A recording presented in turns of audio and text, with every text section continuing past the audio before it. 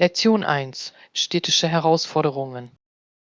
Hallo Anna, ist dir aufgefallen, dass das Parken in der Innenstadt zu einem solchen Problem geworden ist? Ja, es ist wirklich frustrierend. Es gibt einfach nicht genug Platz für alle Autos. Genau. Jedes Mal, wenn ich dorthin gehe, kommt es mir so vor, als wäre es fast unmöglich, einen Platz zu finden. Und wenn Sie endlich eines finden, ist es meist sehr weit von Ihrem Ziel entfernt.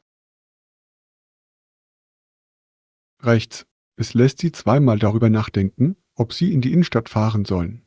Haben Sie es mit öffentlichen Verkehrsmitteln versucht? Ich habe, es ist viel bequemer, aber manchmal kann es dort auch voll werden. Wahr. Ich denke, jede Option hat ihre Nachteile. Wie wäre es mit Radfahren? Radfahren hört sich lustig an, aber ich mache mir Sorgen um die Sicherheit im Straßenverkehr. Das ist eine berechtigte Sorge. In manchen Städten gibt es tolle Radwege, in anderen nicht. Wir, es wäre schön, wenn mehr Städte in eine sichere Fahrradinfrastruktur investieren würden. Sicher. Es könnte dazu beitragen, den Verkehr zu reduzieren und auch die Umwelt sauberer zu machen. Ich habe gelesen, dass einige Städte tatsächlich Fahrgemeinschaften fördern, um dieses Problem anzugehen. Fahrgemeinschaften sind eine kluge Idee. Das spart nicht nur Platz, sondern reduziert auch die Emissionen. Haben Sie schon einmal versucht, Fahrgemeinschaften zu bilden? Ich habe es einmal gemacht und es hat überraschend viel Spaß gemacht. Wir hatten während der Fahrt tolle Gespräche. Das ist ein Bonus. Es ist eine großartige Möglichkeit, neue Leute kennenzulernen. Definitiv. Außerdem verkürzt sich dadurch der Arbeitsweg beim Schatten. Ich frage mich, ob es Apps gibt, die Menschen dabei helfen, Fahrgemeinschaften zu bilden. Es gibt. Manche Apps machen es wirklich einfach, andere zu finden, die den gleichen Weg gehen. Das ist großartig. Technologie kann wirklich zur Lösung städtischer Probleme beitragen. Es kann. Aber ich denke auch, dass wir mehr Bewusstsein für diese Themen brauchen. Ja, die Aufklärung der Menschen über Alternativen ist von entscheidender Bedeutung. Viele wissen nicht, wie einfach es sein kann. Genau. Wenn mehr Menschen die Vorteile verstehen würden, könnten sie ihre Gewohnheiten ändern. Glauben Sie, dass Städte jemals eine perfekte Lösung für Parken und Verkehr finden werden? Das ist schwer zu sagen, aber mit Innovation und gemeinschaftlicher Anstrengung können Verbesserungen erzielt werden. Ich hoffe es. Stellen Sie sich eine Innenstadt vor, in der das Parken kein Problem darstellt und der Verkehr reibungslos fließt. Lektion 2: Die Freude am Boxen. Hi Anna, hast du schon einmal einen Boxkurs besucht? Das habe ich nicht, aber ich habe gehört, dass sie wirklich Spaß machen. Was denkst du über sie? Ich genieße meinen Boxkurs wirklich. Es ist ein großartiges Ganzkörpertraining und super fesselnd. Das klingt erstaunlich. Was gefällt dir daran am besten? Ich liebe die Energie. Die Musik dröhnt und jeder ist motiviert, sich selbst zu pushen. Das klingt motivierend. Ist es eine Herausforderung? Definitiv. Es trainiert gleichzeitig ihre Arme, Beine und ihren Rumpf. Sie verlassen das Haus voller Energie. Ich kann es mir vorstellen. Wie lange dauern die Kurse? Normalerweise dauern sie eine Stunde, aber es fühlt sich kürzer an, weil man so viel Spaß hat. Das ist großartig. Erlernen Sie während des Unterrichts irgendwelche Techniken? Ja, wir konzentrieren uns auf grundlegende Schläge, Beinarbeit und sogar einige Verteidigungsbewegungen. Wuf, das klingt nach einem kompletten Training. Glauben Sie, dass jeder mitmachen kann, unabhängig vom Fitnessniveau? Absolut. Die Trainer sind großartig darin, die Übungen für jeden anzupassen, sodass alles inklusiv ist. Das ist beruhigend. Ich könnte darüber nachdenken, es auszuprobieren. Irgendwelche Tipps für Anfänger? Entspannen Sie sich einfach und haben Sie Spaß. Es ist normal, dass Sie sich anfangs etwas ungeschickt fühlen, aber Sie werden sich schnell verbessern. Guter Rat. Wie fühlst du dich nach dem Unterricht? Ich fühle mich vollendet und stark. Außerdem ist es ein großartiger Stressabbau. Das ist auch wichtig. Glauben Sie, dass Boxen das Selbstvertrauen stärkt? Sicher. Das Erlernen neuer Fähigkeiten steigert Ihr Selbstwertgefühl und hilft Ihnen, sich stärker zu fühlen. Ich liebe das. Glauben Sie, dass es einen gemeinschaftlichen Aspekt gibt? Definitiv. Durch die Herausforderungen und Siege binden Sie sich mit Ihren Klassenkameraden zusammen. Das ist wunderbar. Es klingt nach einer unterstützenden Umgebung. Das ist es wirklich. Alle feuern sich gegenseitig an, was die Sache noch angenehmer macht. Möglicherweise muss ich einen lokalen Kurs finden, an dem ich teilnehmen kann. Du solltest. Es könnte eine großartige Möglichkeit sein, neue Leute kennenzulernen und gleichzeitig fit zu werden. Ich werde es mir ansehen. Danke, dass du deine Erfahrungen teilst, John. Lektion 3: Kunststile erkunden. Hallo Anna, ich habe in letzter Zeit über Kunst nachgedacht. Hast du einen Lieblingsstil? Das ist ein interessantes Thema. Ich mag den Impressionismus wirklich. Die Farben sind so lebendig und ausdrucksstark. Impressionismus ist wunderschön. Ich liebe es, wie es Licht und Bewegung einfängt. Hast du einen Lieblingskünstler? Claude Monet ist mein Favorit. Seine Serosenbilder sind atemberaubend. Was ist mit dir? Ich fühle mich zum Surrealismus hingezogen. Künstler wie Salvador Dali schaffen solch faszinierende und traumhafte Bilder. Surrealismus ist faszinierend. Es fordert die Realität auf solch kreative Weise heraus. Hast du ein Lieblingsstück? Ich liebe die Beständigkeit der Erinnerung. Die schmelzenden Uhren lassen einen wirklich über die Zeit nachdenken. Dieses Stück ist eine Ikone. Es ist erstaunlich, wie Kunst tiefe Gedanken hervorrufen kann. Was inspiriert Sie, Kunst zu schaffen? Für mich geht es darum, Emotionen und Ideen auszudrücken. Inspiration finde ich auch in der Natur und der Musik. Das ist herrlich.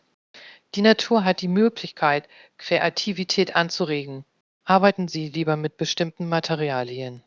Ich male gerne mit Acrylfarben. Sie sind vielseitig und trocknen schnell, was sich hervorragend für Schichten eignet. Acrylfarben machen Spaß. Normalerweise arbeite ich mit Aquarellfarben.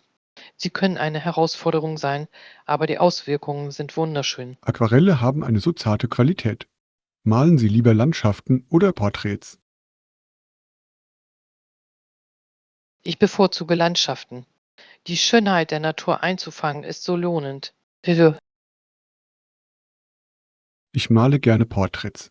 Es ist etwas Besonderes, das Wesen einer Person auf Leinwand festzuhalten. Das ist eine wunderbare Herausforderung. Haben Sie schon einmal an einer Kunstausstellung teilgenommen? Ich habe. Es war nervenaufreibend, aber aufregend, meine Arbeit mit anderen zu teilen. Das klingt erstaunlich. Ich würde meine Kunst auch gerne eines Tages präsentieren. Du solltest. Es ist eine großartige Möglichkeit, mit anderen Künstlern in Kontakt zu treten und Feedback zu erhalten. Ich stimme zu. Außerdem ist es inspirierend zu sehen, wie andere ihre Erfahrungen durch Kunst interpretieren. Genau. Kunst ist ein so wirkungsvolles Medium zum Geschichtenerzählen. Glauben Sie, dass Kunst die Fähigkeit hat, Perspektiven zu verändern? Absolut. Es kann Gespräche anregen und Menschen dazu bringen, die Welt mit anderen Augen zu sehen. Deshalb liebe ich es so sehr. Es bringt Menschen auf unerwartete Weise zusammen. Ja, Kunst hat eine einzigartige Möglichkeit, Kluften zwischen Kulturen und Erfahrungen zu überbrücken. Ich hoffe, dass ich weiterhin verschiedene Stile und Techniken erforschen kann. Lektion 4: Die Kraft des Intervalltrainings. Hi Anna, hast du schon von Intervalltraining gehört? Ja, das habe ich. Es klingt nach einer fantastischen Art zu trainieren. Was gefällt dir daran? Ich finde es toll, dass es kurze, intensive Aktivitätsschübe mit Ruhephasen kombiniert. Es bleibt spannend. Das klingt wirklich spannend. Wie lange dauern die Trainingseinheiten normalerweise? Sie können zwischen 20 und 30 Minuten dauern, was sich hervorragend in einen vollen Terminkalender einfügt. Perfekt. Es fällt mir oft schwer, Zeit für längere Trainingseinheiten zu finden. Was für Übungen machst du? Ich vermische es. Ich mache Sprints, Sprungkniebeugen und sogar ein paar Liegestütze. Es zielt auf verschiedene Muskelgruppen ab. Das ist klug. Ich habe gelesen, dass es sehr effektiv bei der Kalorienverbrennung sein kann. Genau. Im Vergleich zu regelmäßigem Cardio-Training können Sie in kürzerer Zeit mehr Kalorien verbrennen. Fällt es Ihnen schwer, die Intensität aufrechtzuerhalten? Zunächst ja, aber mit der Übung wird es einfacher. Außerdem helfen Ihnen die Ruhephasen, sich zu erholen. Das ist ermutigend. Ich könnte es ausprobieren. Irgendwelche Tipps für Anfänger? Beginnen Sie langsam und hören Sie auf Ihren Körper. Es ist in Ordnung, bei Bedarf längere Pausen einzulegen. Tolerab. Das werde ich mir merken. Wie oft machen Sie Intervalltraining? Ich strebe dreimal pro Woche an. Es ergänzt meine anderen Trainingseinheiten gut. Das ist eine gute Balance. Fühlen Sie sich danach energiegeladener? Definitiv. Es steigert meine Stimmung und mein Energieniveau für den Rest des Tages. Das ist ein fantastischer Vorteil. Haben Sie Veränderungen in Ihrer Fitness bemerkt? Ja, ich habe an Kraft und Ausdauer zugenommen, was die alltäglichen Aktivitäten erleichtert.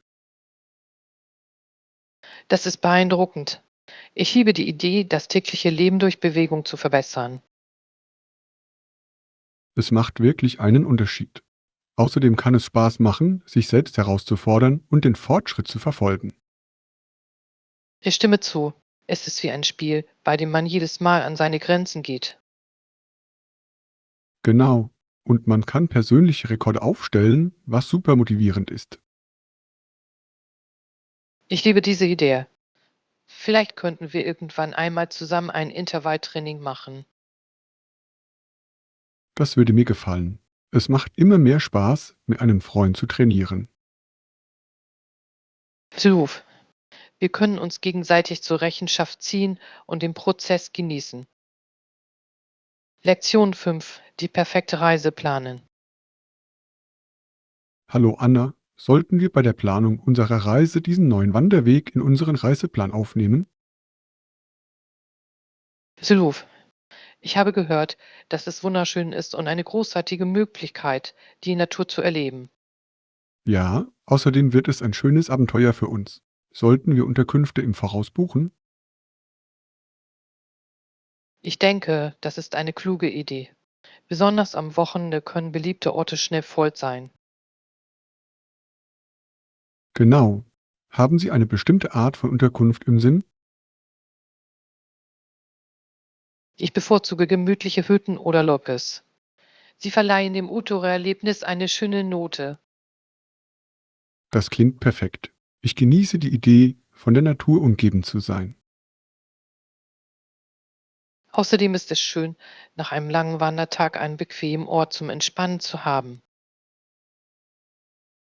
Vereinbart. Wir sollten auch prüfen, ob es in der Nähe lokale Restaurants gibt. Tutte Danke. Es wäre toll, etwas Lokalküche zu probieren. Rechts. Das Erleben lokaler Speisen ist einer der schönsten Aspekte des Reisens. Haben Sie bestimmte Gerichte, die Sie probieren möchten? Ich würde gerne einige regionale Spezialitäten probieren. Vielleicht etwas mit frischen Zutaten? Das hört sich köstlich an. Es ist immer schön, Gerichte aus regionalen Produkten zu genießen. Sollten wir neben dem Wandern auch andere Aktivitäten in Betracht ziehen? Ja, vielleicht eine Führung. Es könnte uns mehr Einblick in die Kultur und Geschichte der Region geben.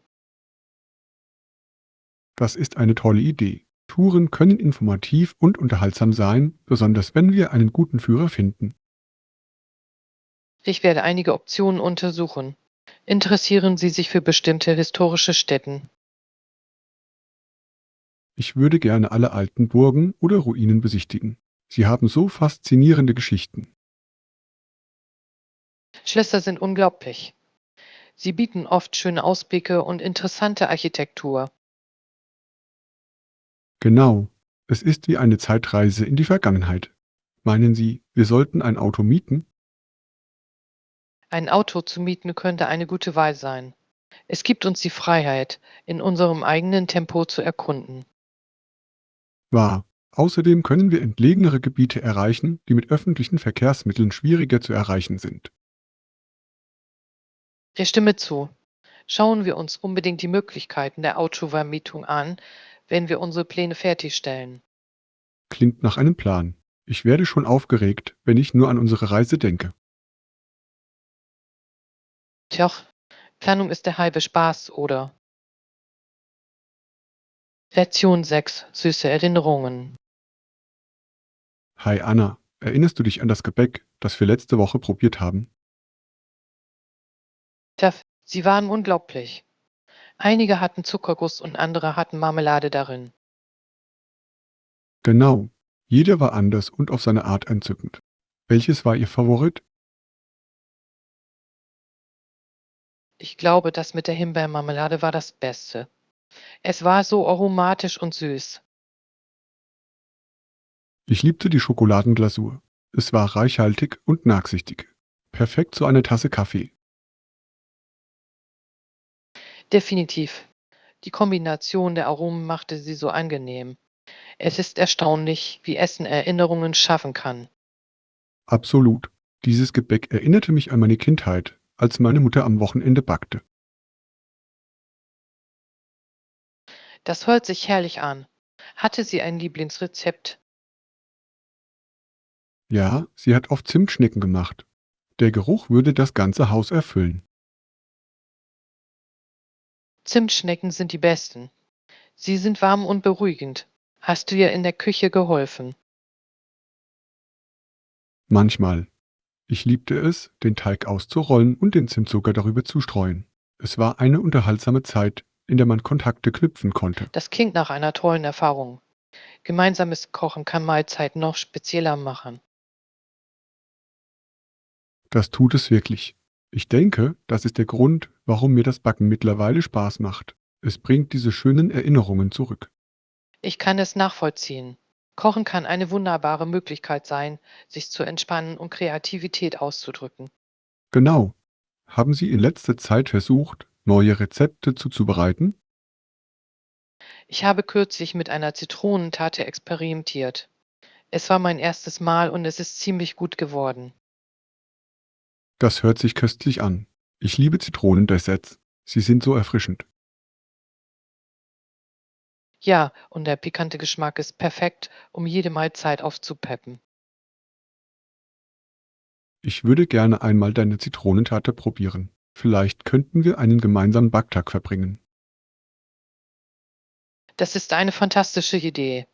Wir könnten verschiedenste Leckereien backen und sie mit Freunden teilen. Ja, es macht immer Spaß, selbstgemachte Leckereien zu teilen. Was sollen wir sonst noch backen? Wie wäre es mit ein paar Keksen?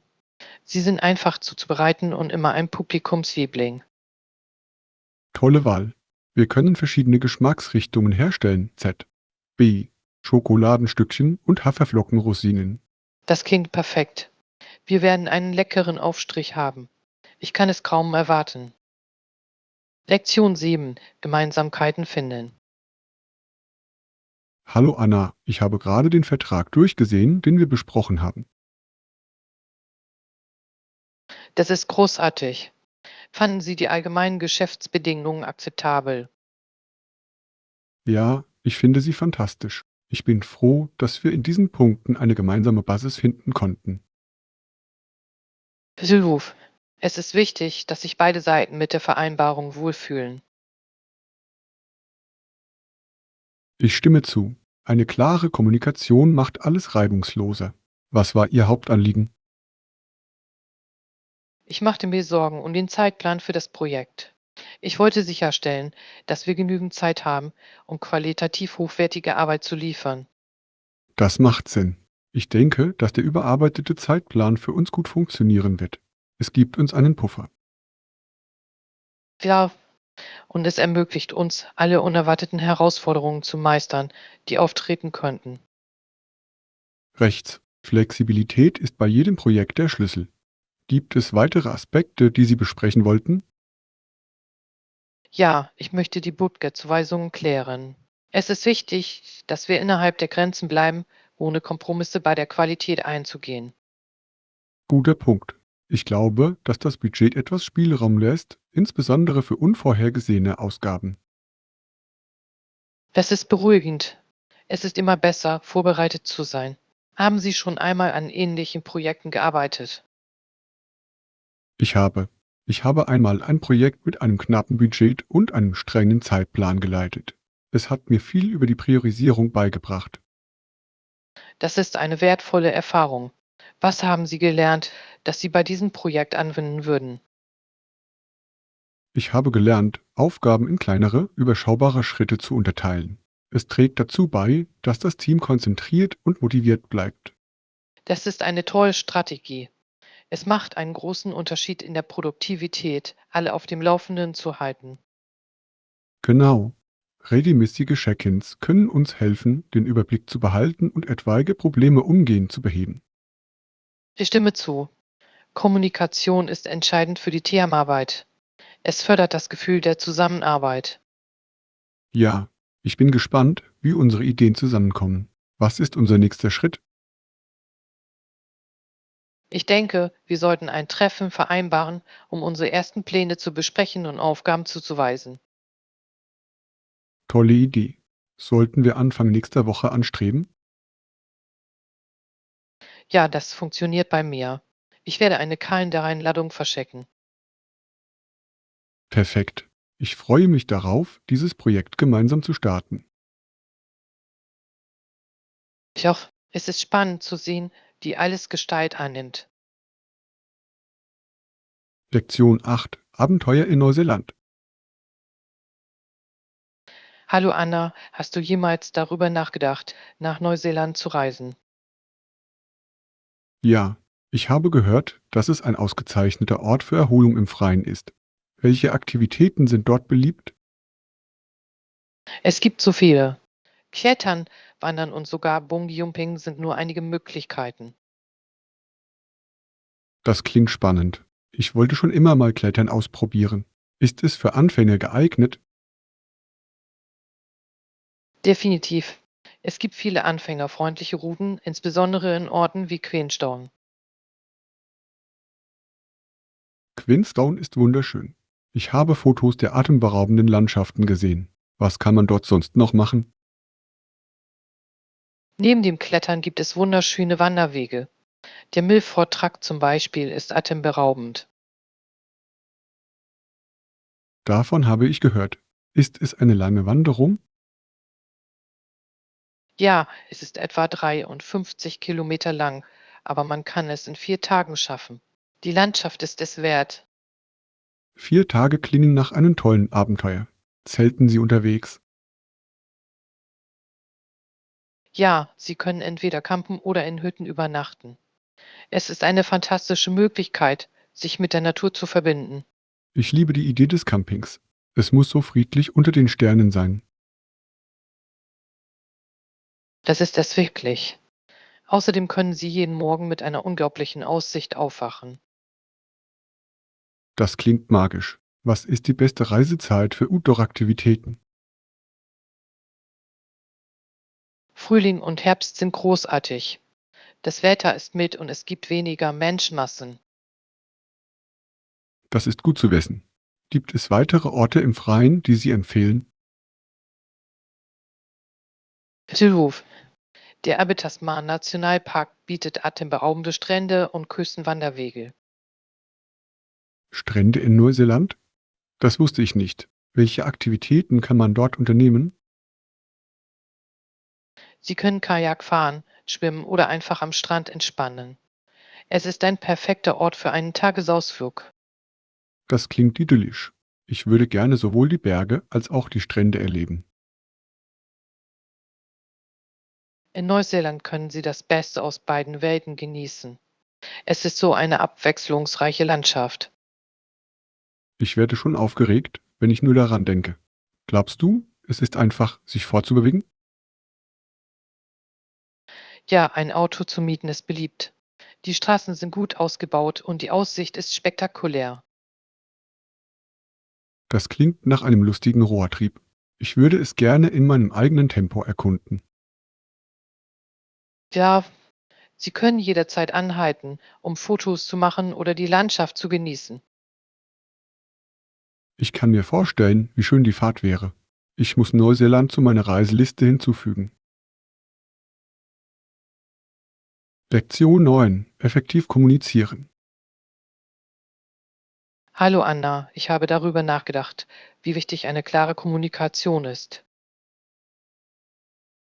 Das ist eine lebenswichtige Fähigkeit. Klar sprechen zu können, hilft dabei, unsere Gedanken und Gefühle auszudrücken. Ja, es ist wichtig, dass Sie Ihrem Gesprächspartner genau sagen, wo das Problem liegt. Ja, und es verhindert Missverständnisse. Haben Sie jemals eine Situation erlebt, in der die Kommunikation schiefgelaufen ist? Ja, einmal habe ich ein Projektproblem nicht klar erklärt, was zu Verwirrung im Team geführt hat. Das klingt frustrierend. Was haben Sie aus dieser Erfahrung gelernt? Ich habe gelernt, konkreter und direkter zu sein. Auch das Stellen von Fragen trägt zur Klärung bei. Das ist ein toller Punkt. Offene Fragen können andere dazu ermutigen, weitere Informationen weiterzugeben. Es, es entsteht ein Dialog statt nur einer einseitigen Konversation. Haben Sie versucht, Techniken anzuwenden, um Ihre Kommunikationsfähigkeiten zu verbessern? Ja, ich übe aktives Zuhören. Es hilft mir, die Perspektive der anderen Person besser zu verstehen. Aktives Zuhören ist entscheidend. Es zeigt Respekt und fördert eine offene Kommunikation. Ja, ich finde es auch hilfreich, innezuhalten und nachzudenken, bevor ich antworte. Es ermöglicht klarere Antworten. Das ist eine gute Strategie. Manchmal kann es einen großen Unterschied machen, wie wir uns ausdrücken, wenn wir uns einen Moment Zeit nehmen. Definitiv. Ich versuche auch, Fachjargon zu vermeiden, wenn ich mit Leuten außerhalb meines Fachgebiets spreche. Das ist klug. Die Verwendung einer einfachen Sprache stellt sicher, dass jeder die Botschaft versteht. Ja, es ist wichtig, unseren Kommunikationsstil auf unser Publikum abzustimmen. Wie sieht es mit der nonverbalen Kommunikation aus? Ich denke, dass es auch eine bedeutende Rolle spielt. Ruf. Körpersprache, Augenkontakt und Tonfall können Einfluss darauf haben, wie unsere Botschaft empfangen wird. Ich stimme zu. Manchmal kann ein Lächeln dafür sorgen, dass sich ein Gespräch freundlicher und einladender anfühlt. Ja, es hilft, eine Beziehung aufzubauen und sorgt dafür, dass sich die andere Person wohlfühlt. Haben Sie schon einmal öffentliches Reden geübt? Ich denke, es ist eine großartige Möglichkeit, die Kommunikationsfähigkeiten zu verbessern. Ich habe Der Beitritt zu einer öffentlichen Redegruppe hat mir geholfen, Selbstvertrauen zu gewinnen und meine Klarheit zu verbessern. Das ist beeindruckend. Ich habe es mir auch überlegt. Es klingt nach einer lohnenden Erfahrung. Das ist es wirklich. Darüber hinaus kann das Erhalten von Feedback von anderen dabei helfen, Verbesserungsmöglichkeiten zu Das würde ich gerne identifizieren. ausprobieren. Das Üben vor einer Gruppe kann einschüchternd sein, ist aber auf lange Sicht von Vorteil. Lektion 10. Familienabenteuer. Hallo Anna, ich habe mit meinem Vater über unseren bevorstehenden Familienausflug gesprochen. Oh, das klingt spannend. Was hat er dazu gesagt? Ich fragte ihn, ob das Reiseziel seiner Meinung nach allen gefallen würde. Er antwortete, ja, das wird jeder von euch tun. Das ist toll zu hören. Wohin geht ihr alle? Wir fahren in den Nationalpark. Es gibt so viele Aktivitäten, die jeder genießen kann. Nationalparks sind wunderbar. Welche Aktivitäten haben Sie geplant? Wir planen Wanderungen, Picknicks und sogar Wildtierbeobachtungen. Es wird ein lustiges Abenteuer. Das Beobachten von Wildtieren klingt faszinierend. Haben Sie schon einmal interessante Tiere gesehen?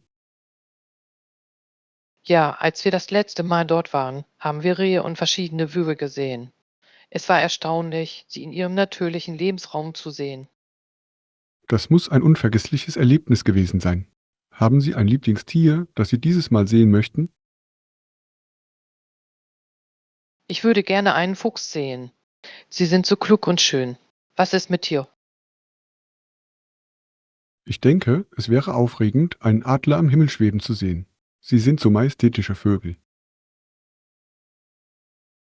Du, ich liebe es, wie mühelos sie gleiten. Es ist inspirierend zuzusehen. Apropos Inspiration. Glauben Sie, dass diese Reise für alle bleibende Erinnerungen schaffen wird? Definitiv. Familienausflüge bringen uns oft näher zusammen und schaffen Geschichten, die wir jahrelang teilen werden. Ich stimme zu. Es sind diese gemeinsamen Momente, die die familiären Bindungen wirklich stärken. Ja, und wir werden jede Menge Fotos haben, die uns an dieses Erlebnis erinnern. Machen Sie auf Reisen viele Fotos. Ich tue. Das Festhalten dieser Momente hilft mir, den Spaß später noch einmal zu erleben. Außerdem ist es schön, es mit Freunden zu teilen. Ja, ich freue mich darauf, unsere Abenteuer mit allen zu teilen. Das ist eine tolle Idee. Planen Sie, während Ihres Aufenthalts neue Aktivitäten auszuprobieren? Ja, mein Vater hat vorgeschlagen, dass wir es mit dem Kajak auf dem See versuchen sollten. Es klingt nach einer fantastischen Möglichkeit, die Gegend zu erkunden. Kajakfahren macht so viel Spaß. Es ist eine einzigartige Perspektive der Natur. Hast du es schon einmal gemacht? Nur einmal und ich habe es geliebt. Es war friedlich, durch das Wasser zu paddeln. Ich kann es mir vorstellen. Es ist eine großartige Möglichkeit, sich zu entspannen und die Umgebung zu genießen. Ja, ich denke, diese Reise wird eine wunderbare Mischung aus Abenteuer und Entspannung sein. Es klingt perfekt. Ich hoffe, dass es allen so viel Spaß macht, wie Sie es erwarten. Lektion 11: Die Wurzeln der Sprache. Hallo Anna, ich habe über den Einfluss von Latein und Griechisch auf moderne Sprachen nachgedacht. Das ist ein interessantes Thema. Viele wissenschaftliche und technische Wörter stammen aus diesen Sprachen. Ja, beispielsweise haben viele medizinische Begriffe lateinische und griechische Wurzeln. Ja, Begriffe wie Kardiologie stammen vom griechischen Wort Kardia, was Herz bedeutet. Und Biologie vereint die griechischen Wörter Bios für Leben und Logia für Studium. Es ist faszinierend, wie diese alten Sprachen bis heute unseren Wortschatz prägen. Ruf. Latein hat auch einen erheblichen Einfluss auf romanische Sprachen wie Spanisch und Französisch. Das stimmt. Im Spanischen beispielsweise stammen viele Wörter direkt vom Lateinischen ab. Ich finde es erstaunlich, wie sich Sprache weiterentwickelt und dennoch ihre Wurzeln behält. Ja, und das Erlernen dieser Ursprünge kann unser Verständnis des modernen Wortschatzes verbessern. Es kann auch beim Sprachenlernen helfen und das Erfassen neuer Wörter erleichtern. Definitiv. Das Erkennen der Wurzeln kann Hinweise auf die Bedeutung unbekannter Wörter geben. Ist Ihnen schon einmal aufgefallen, wie viele englische Wörter tatsächlich aus dem Lateinischen und Griechischen entlehnt sind? Ja, Wörter wie Agenda, Daten und Alumni stammen alle aus dem Lateinischen. Und Begriffe wie Telefon und Fotografie haben griechische Wurzeln. Es ist bemerkenswert, wie eng unsere Sprachen miteinander verbunden sind. Es spiegelt unsere gemeinsame Geschichte und Kultur wider. Ich stimme zu. Das Studium der Etymologie kann so viel darüber verraten, wie wir kommunizieren. Darüber hinaus kann das Verständnis dieser Wurzeln den Zugang zu akademischen Themen erleichtern. Ja, es entmystifiziert komplexe Terminologie in Bereichen wie Wissenschaft und Philosophie. Ich habe festgestellt, dass es mir beim Studium verschiedener Fächer hilft, die Wurzeln zu kennen. Ebenfalls, es verleiht dem Material einen Kontext und erleichtert das Erinnern. Gibt es noch andere Sprachen, die Sie gerne erkunden würden? Ich würde gerne mehr über Arabisch lernen. Es hat eine reiche Geschichte und viele Lehnwörter im Englischen. Das ist eine tolle Wahl. Arabisch hat verschiedene Bereiche beeinflusst, insbesondere Mathematik und Astronomie. Ja, Begriffe wie Algebra und Zenit stammen aus dem Arabischen. Es ist faszinierend, wie sich Sprachen im Laufe der Zeit gegenseitig anleihen. Es zeigt, wie vernetzt unsere Welt ist, auch durch die Worte, die wir verwenden. Absolut. Sprache ist ein Lebewesen, das sich mit der Gesellschaft und Kultur entwickelt. Ich freue mich darauf, weiterhin die Wurzeln der Sprache und ihren Einfluss auf die Kommunikation zu erforschen.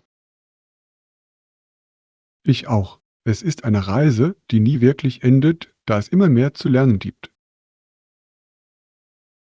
Lektion 12: Die Freude an Haustieren. Hallo Anna, ist dir schon einmal aufgefallen, wie sehr unsere Haustiere unser Leben mit Freude erfüllen?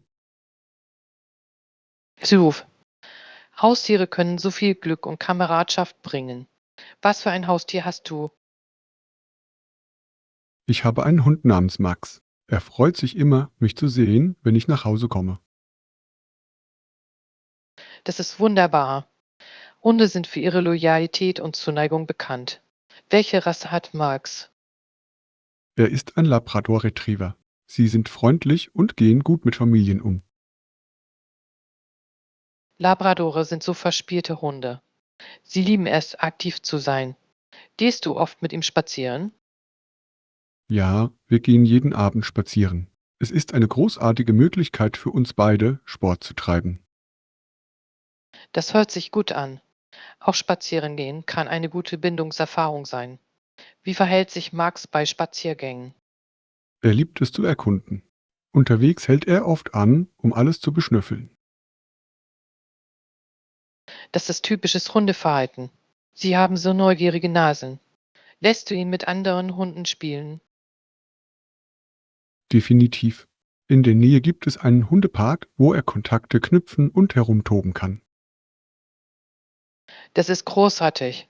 Sozialisation ist wichtig für ihre Entwicklung. Glauben Sie, dass ein Haustier unseren Alltag verändert? Ja, das tut es auf jeden Fall. Haustiere benötigen Pflege und Aufmerksamkeit, was sich auf unsere Zeitpläne auswirken kann. Das stimmt. Aber viele Menschen empfinden die Routine als tröstlich und erfüllend. Genau, die Pflege eines Haustiers kann uns ein Gefühl von Sinn und Verantwortung vermitteln. Darüber hinaus können Haustiere Stress reduzieren und emotionale Unterstützung bieten. Ja, Studien zeigen, dass die Interaktion mit Haustieren das Angstniveau senken kann. Das ist ein erheblicher Vorteil. Sie haben wirklich eine beruhigende Wirkung auf uns. Nach der Arbeit spiele ich oft Apportieren mit Marx und das hilft mir, abzuschalten. Das hört sich lustig an. Spielzeit ist sowohl für die körperliche Betätigung als auch für die geistige Stimulation unerlässlich. Absolut. Es hält ihn gesund und glücklich und macht mir auch Spaß.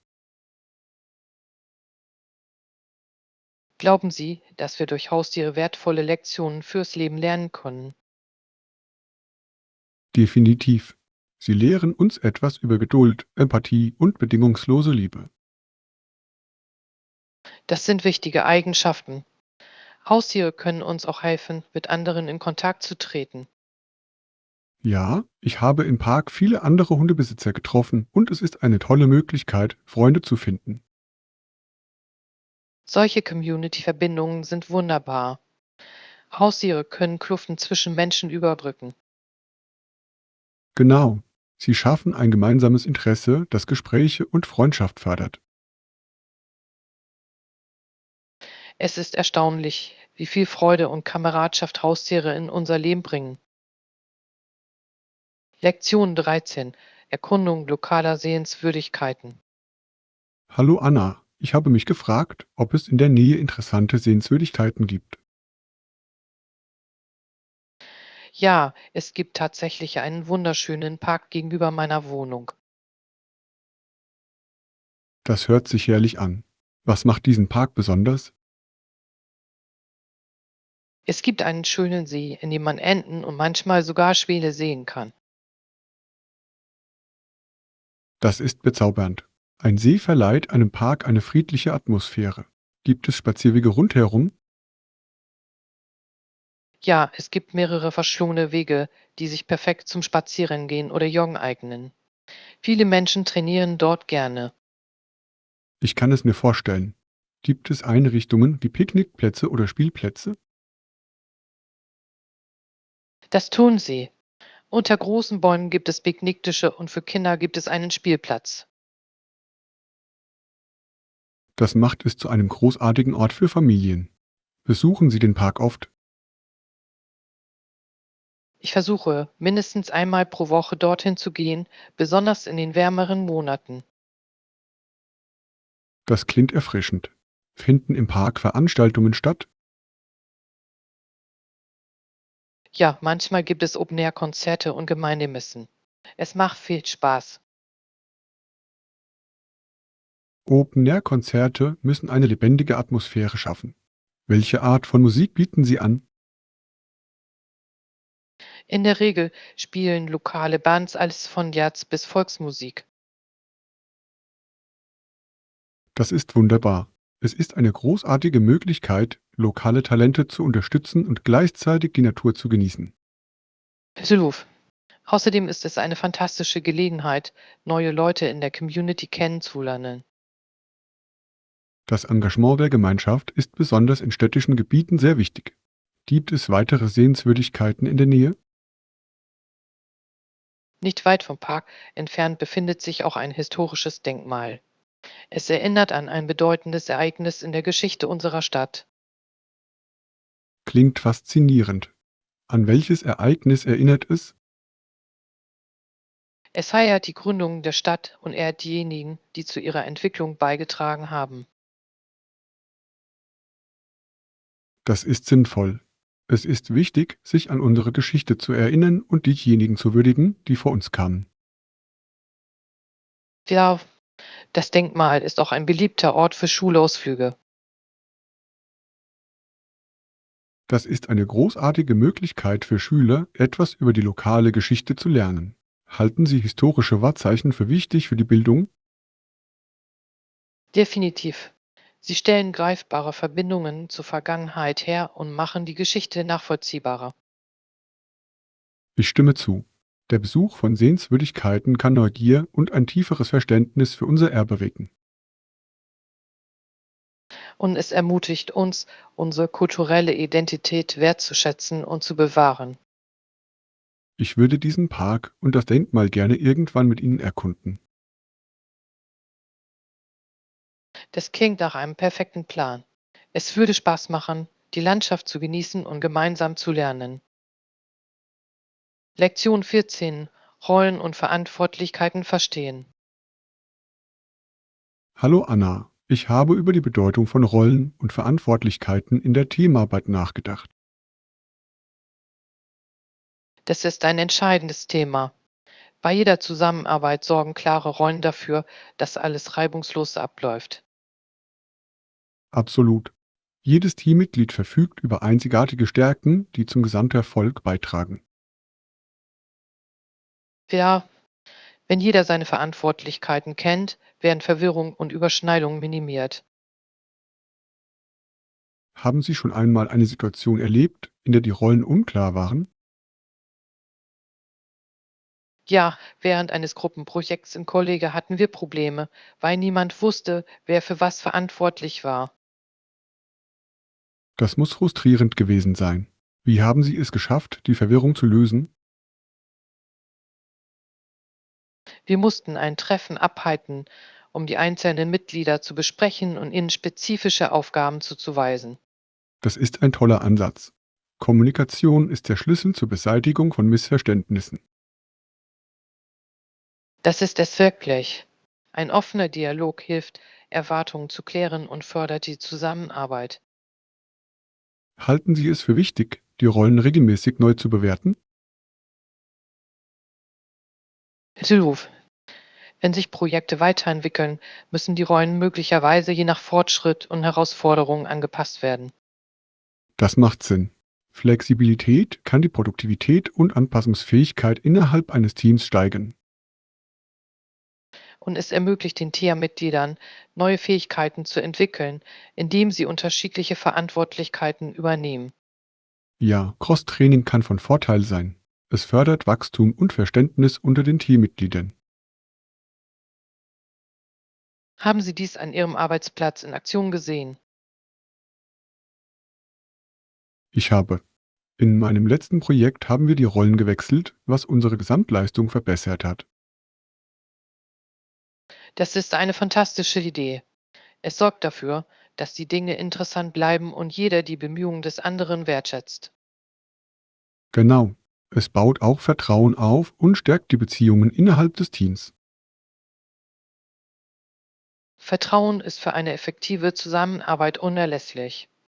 Wenn sich die Teammitglieder aufeinander verlassen, wird die Arbeit reibungsloser. Ich stimme zu. Es schafft ein unterstützendes Umfeld, in dem sich jeder entfalten kann. Glauben Sie, dass es bei der Rollendefinition irgendwelche Herausforderungen gibt? Ja, manchmal kann die Teamdynamik zu Konflikten führen, wenn die Rollen als ungleich wahrgenommen werden. Das ist ein berechtigter Punkt. Es ist wichtig zu betonen, dass alle Rollen unabhängig von ihrer Art wertvoll sind. Absolut.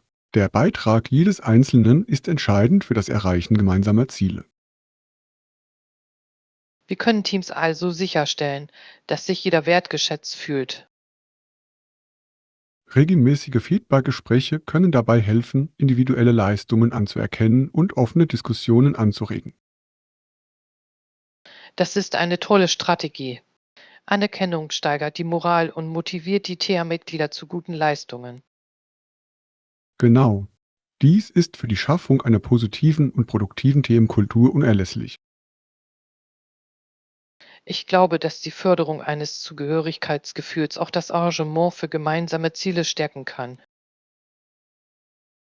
Ich kann nur zustimmen. Einem geschlossenen Team gelingt es eher, seine Ziele gemeinsam zu erreichen. Es ist faszinierend, welchen Einfluss Rollen und Verantwortlichkeiten auf die TEAM-Arbeit haben können. Lektion 15. Intelligente Einkaufsstrategien. Hallo Anna, hast du Tipps, wie du beim Einkaufen das Budget einhalten kannst? Ja, ich setze immer ein Ausgabenlimit, bevor ich einkaufen gehe. Es hilft mir, konzentriert zu bleiben. Das ist eine tolle Strategie. Halten Sie sich normalerweise an Ihr Budget? Meistens ja. Ich finde, dass das Erstellen einer Liste mit dem, was ich brauche, auch den Überblick behält. Eine Liste ist unerlässlich. Es verhindert Impulskäufe, die Ihr Budget entgleisen lassen könnten. Ja, ich schreibe nur die Artikel auf, die ich wirklich benötige, was das Einkaufserlebnis effizienter macht. Nutzen Sie jemals Apps oder Tools, um Ihr Budget zu verwalten? Bitte. Es gibt viele Budgetierungs-Apps, mit denen Sie Ihre Ausgaben in Echtzeit verfolgen können. Das klingt nützlich. Die Verfolgung der Ausgaben kann Aufschluss darüber geben, wohin ihr Geld fließt. Ja, es kann unnötige Ausgabegewohnheiten hervorheben, die wir möglicherweise übersehen. Fanden Sie bestimmte Apps besonders hilfreich? Ich verwende gerne Mint. Es kategorisiert meine Ausgaben und sendet Benachrichtigungen, wenn ich mich meinem Budget nähere. Das ist praktisch. Benachrichtigungen können als hilfreiche Erinnerung dienen, um bewusster mit den Ausgaben umzugehen. Zuruf. Ein weiterer Tipp, den ich habe, ist, das Einkaufen zu vermeiden, wenn ich hungrig bin. Das ist eine kluge Idee. Einkaufen auf nüchternen Magen kann zu ungeplanten Lebensmitteleinkäufen führen. Ja, und diese spontanen Snackkäufe können sich schnell summieren. Es hilft auch, Mahlzeiten im Voraus zu planen.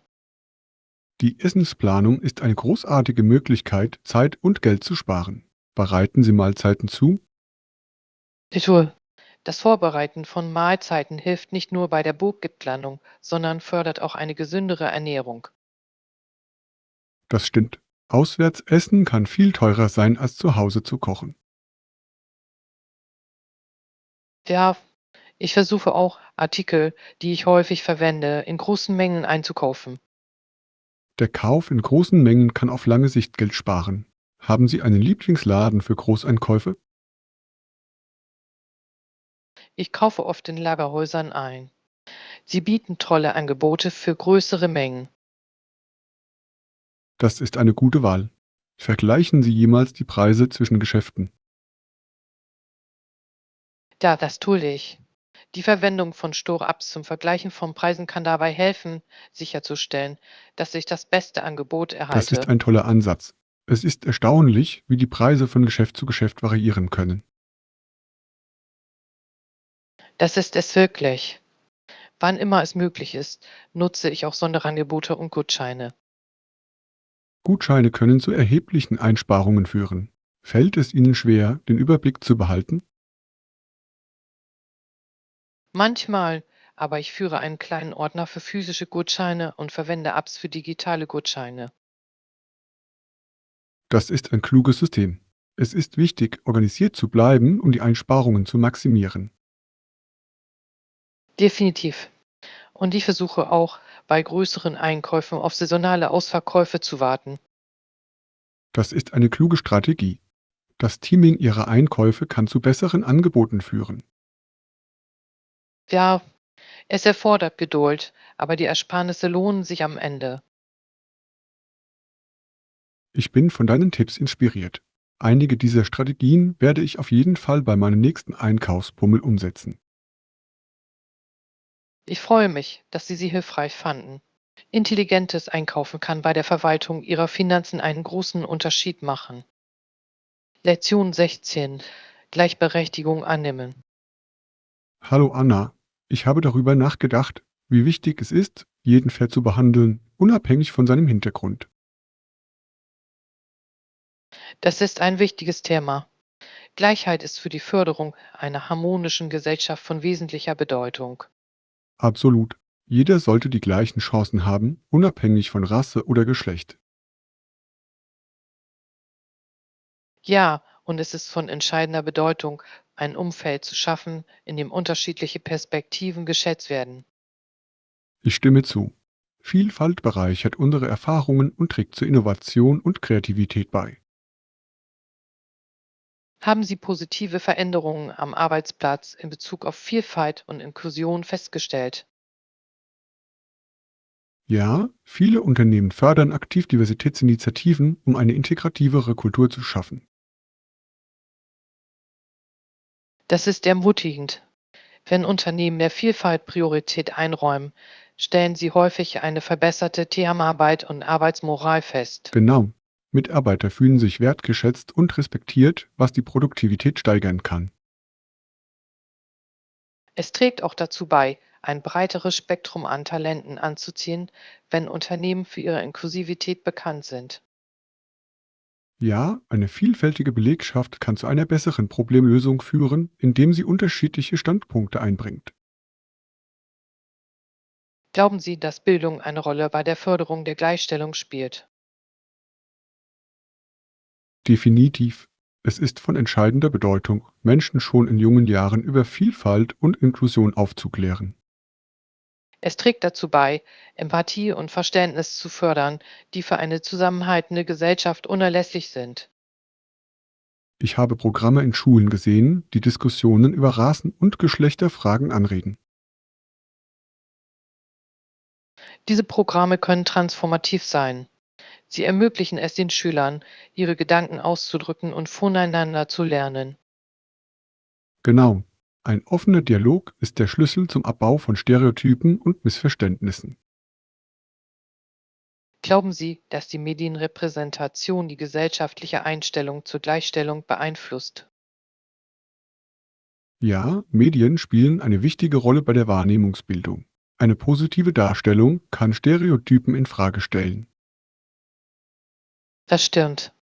Wenn Menschen in den Medien unterschiedliche Charaktere sehen, normalisiert das unterschiedliche Erfahrungen. Es kann auch Einzelpersonen aus unterrepräsentierten Gruppen dazu inspirieren, ihre Träume zu verwirklichen.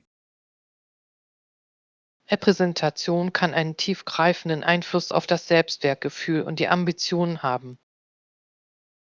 Ich glaube, dass die Förderung der Gleichstellung über Rasse und Geschlecht hinausgehen und alle Aspekte der Identität einbeziehen sollte. Absolut. Jeder verdient Respekt und Gleichbehandlung, unabhängig von seinem Hintergrund oder seinem Glauben. Es geht darum, eine Gesellschaft zu schaffen, in der sich jeder ohne Diskriminierung entfalten kann. Ja, und es erfordert gemeinsame Anstrengungen von Einzelpersonen, Organisationen und Regierungen. Ich bin zuversichtlich, dass wir im Zuge der weiteren Gespräche über Gleichstellung bedeutsame Veränderungen herbeiführen können. Doch Interessenvertretung und Sensibilisierung sind wirksame Instrumente im Kampf für Gleichberechtigung. Es ist inspirierend, darüber nachzudenken, welche Fortschritte wir gemeinsam auf dem Weg zu einer integrativeren Zukunft machen können. Ja, jeder kleine Schritt zählt zum Aufbau einer gerechteren Gesellschaft für alle. Lektion 17. Gemütliche Tage liegen vor uns. Hallo Anna, ich kann es kaum erwarten, es mir mit einem guten Buch auf der Couch gemütlich zu machen. Das klingt herrlich. Wie ist das Wetter heute? Draußen ist es ziemlich kühl, perfekt und drinnen zu bleiben. Was ist mit dir? Hier ist es genauso. Eine warme Tasse Tee und eine Decke klingen ideal für einen Tag wie diesen. Absolut. Ich liebe diese gemütlichen Tage, an denen man entspannen und eine ruhige Zeit genießen kann. Haben Sie Lieblingsbücher, die Sie lesen möchten? Ich habe kürzlich einen Kriminalroman in die Hand genommen. Es macht mir Spaß, das Rätsel zu lösen, bevor ich das Ende erreiche. Geheimnisse sind so fesselnd. Ich liebe die Spannung, die einen zum Raten bringt. Genau. Und du? Haben Sie für heute Bücher im Kopf? Ich denke darüber nach, einen historischen Roman zu beginnen. Sie versetzen einen oft in eine andere Zeit und an einen anderen Ort. Das klingt faszinierend. Historische Belletristik kann sowohl lehrreich als auch unterhaltsam sein. Ja, es ist faszinierend, etwas über verschiedene Epochen zu erfahren und sich dabei in einer Geschichte zu verlieren. Lesen Sie lieber physische Bücher oder nutzen Sie lieber einen E-Reader? Ich bevorzuge physische Bücher. Es ist etwas Besonderes, ein Buch in der Hand zu halten und die Seiten umzublättern. Das verstehe ich. Der Geruch eines Buches und die Haptik der Seiten können das Leserlebnis verbessern. Ja, außerdem ist es einfacher, Notizen zu machen oder Passagen hervorzuheben. Machen Sie sich beim Lesen normalerweise Notizen? Was war, wenn ich ein Zitat oder eine Idee finde, die mich anspricht, schreibe ich sie auf. Das ist eine tolle Angewohnheit. Es hilft, das Gelernte zu festigen. Ja, und es ermöglicht mir, später über die Themen nachzudenken. Haben Sie neben dem Lesen noch andere gemütliche Aktivitäten? An regnerischen Tagen schaue ich gerne Filme, besonders klassische Filme. Klassische Filme sind zeitlos. Sie haben oft so reichhaltiges Geschichten erzählen. Genau. Außerdem ist es schön, sie mit Freunden oder der Familie zu teilen. Haben Sie einen Lieblingsfilmklassiker? Ich liebe Casablanca. Die Dialoge und Darbietungen sind unvergesslich. Das ist eine fantastische Wahl. Die Romantik und die Geschichte machen ihn zu einem fesselnden Film. Was ist mit dir? Haben Sie einen Filmklassiker, den Sie schätzen? Ich liebe Frühstück bei Tiffany. Der Charme und der Stil sind so ikonisch. Das ist es wirklich. Audrey Hepburns Auftritt ist legendär. Ruf. Ich bewundere ihre Eleganz und den Geist der Figur. Gemütliche Tage wie diese sind perfekt, um diese zeitlosen Geschichten zu genießen. Ich kann nur zustimmen. Es ist wunderbar, sich zu entspannen und Kunst und Literatur zu genießen. Lasst uns das Wetter genießen und unsere gemütlichen Aktivitäten genießen. Da lasst uns. Ich freue mich darauf, in mein Buch einzutauchen und mir später vielleicht einen Klassiker anzusehen.